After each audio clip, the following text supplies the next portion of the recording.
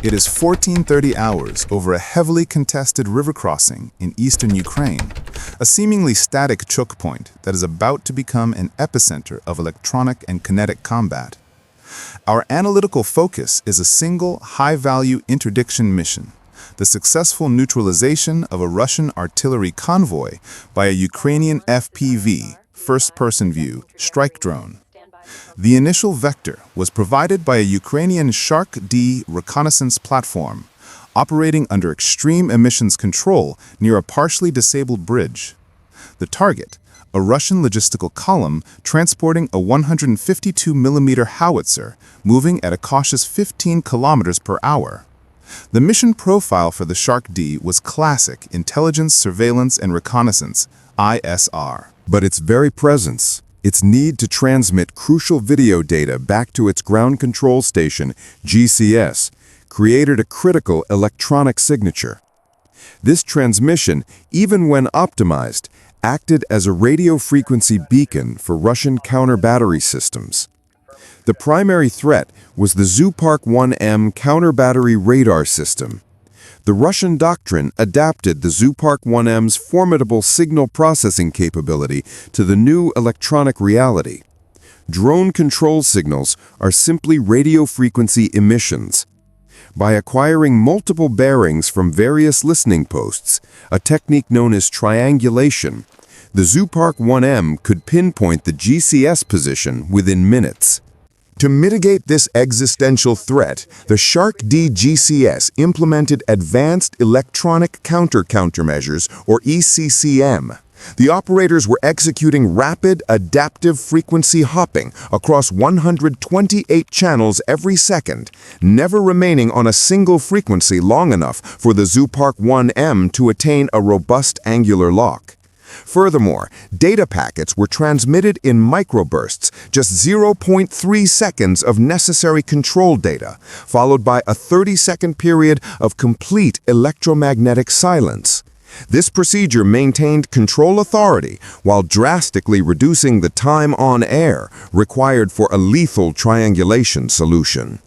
The Russians' immediate response was the deployment of an Orlan-10 reconnaissance unmanned aerial system to conduct visual and thermal surveillance, hunting for the specific heat signature of the forward operating aircrew. The decision was immediate and tactical. The SHARK-D aircrew had to disappear from the thermal spectrum. Before implementing thermal concealment, they had to pass the critical targeting data to the strike team positioned 4 kilometers away.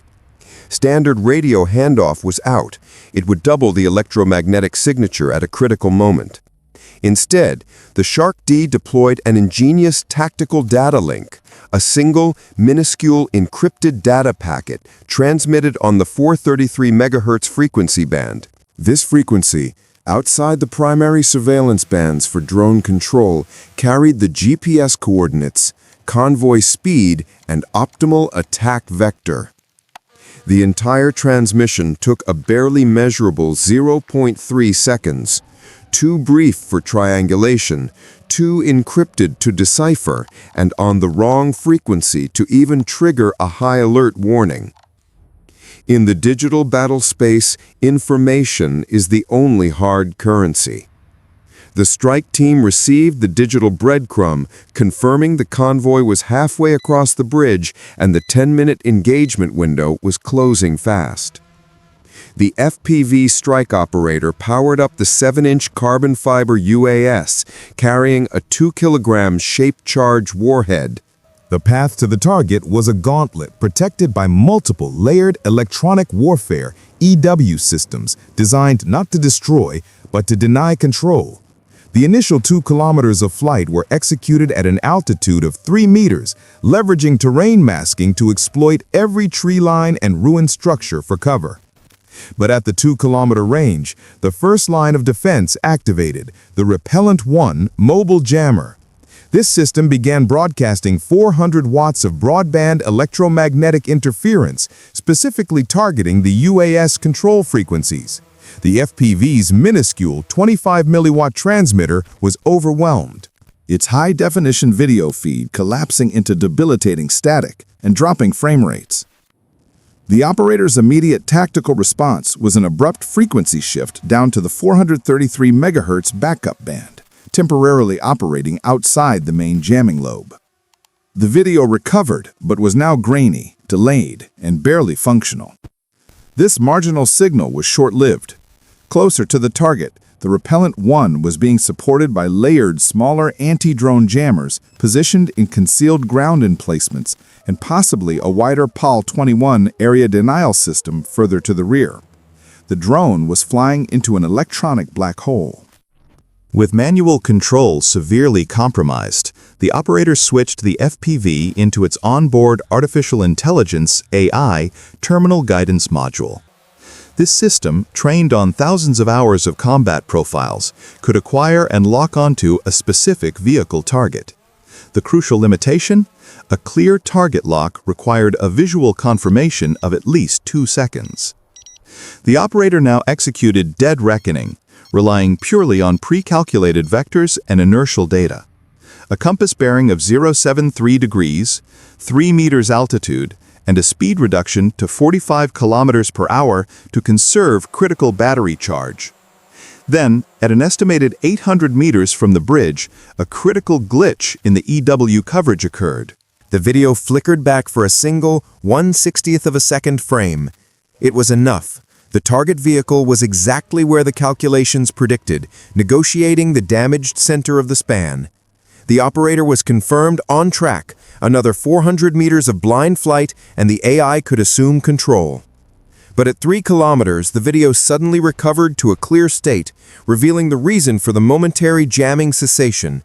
A Russian FPV interceptor drone was already in a steep dive, an estimated 20 meters above the target. The combat turned from a technological war against signals into a high-energy. Basic kinetics dictated the terms. The combined closing speed was 280 kilometers per hour, resulting in less than 4 seconds to impact from a 300-meter separation. The Ukrainian strike drone was burdened by its 2-kilogram warhead, compromising its power-to-weight ratio and maneuverability against the unladen interceptor. The Ukrainian operator initiated a high-G brake turn to the hard left. The airframe stressed under an estimated 5 Gs, the motor screaming as thrust was drastically unbalanced across the rotors. The interceptor, unable to match the rapid, tight turn radius, overshot the target. The engagement devolved into a critical energy management problem. The Ukrainian UAS's voltage was already suffering, dropping from 15.2 volts to 14.8 volts in the first 10 seconds of high-thrust evasion. The Russian pilot capitalized on his weight advantage, executing a rapid climb to gain potential energy, trading speed for altitude to prepare for another higher velocity dive.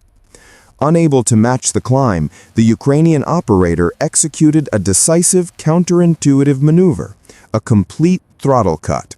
The FPV became a falling brick, dropping from 15 meters to 3 meters in 2 seconds, leveraging the principle of negative acceleration. The Russian interceptor, fully committed to its dive profile, screamed through the empty airspace. The operator skillfully reapplied power, nursing the drone back to controlled flight at the 3-meter altitude, narrowly avoiding a stall. The two drones were now in a low-altitude, moderate-speed turning fight. The Russian interceptor's superior power-to-weight ratio allowed it to pull a tighter turn and gain a few degrees of positional advantage with each reversal. With the interceptor gaining on the rear aspect, the Ukrainian operator initiated the final, decisive action, a vertical reversal maneuver. Full collective pitch propelled the drone straight up, trading all remaining forward airspeed for vertical altitude. At the apogee of the climb, the throttle was cut and maximum yaw was applied. The FPV rotated 180 degrees in a fraction of a second, now facing the climbing interceptor. The Russian pilot committed to the head-on collision, but at the last moment, the Ukrainian operator executed a sharp rollout right, maintaining the vertical dive.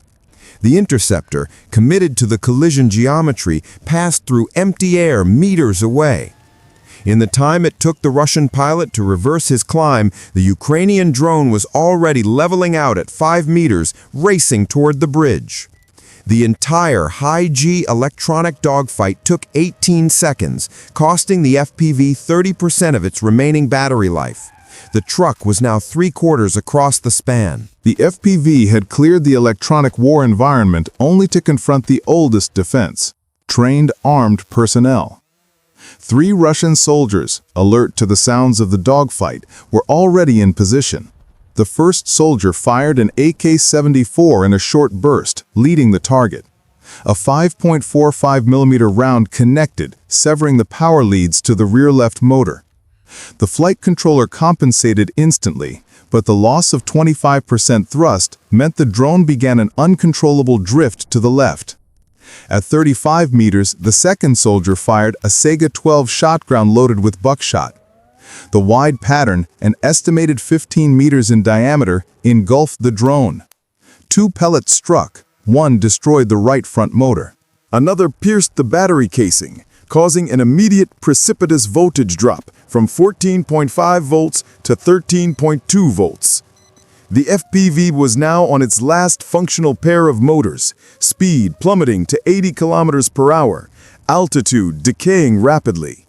At 15 meters, the third soldier, positioned to protect the truck cab, discovered his weapon could not depress low enough.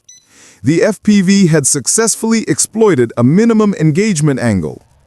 At 10 meters, the onboard AI module locked onto the target's ammunition storage compartment. Battery voltage was now critically low at 12.8 volts, and remaining thrust was at 40%. The magnetic proximity sensor armed itself. Impact occurred at 14:49 hours and 47 seconds at a speed of 62 kilometers per hour. The shape charge warhead achieved its design purpose, penetrating the ammunition storage. The resulting sympathetic detonation of the 152mm artillery shells lifted the truck 2 meters off the deck. The already compromised bridge structure fractured under the massive overpressure, causing the vehicle, the artillery piece, and the entire payload to tumble into the river below. The outcome was a definitive, confirmed mission success, a testament to aircrew skill, platform robustness, and the exploitation of electronic warfare gaps. The reconnaissance SHARK-D, still circling high, recorded the smoke climbing 200 meters. The nearest operational river crossing was now 15 kilometers away.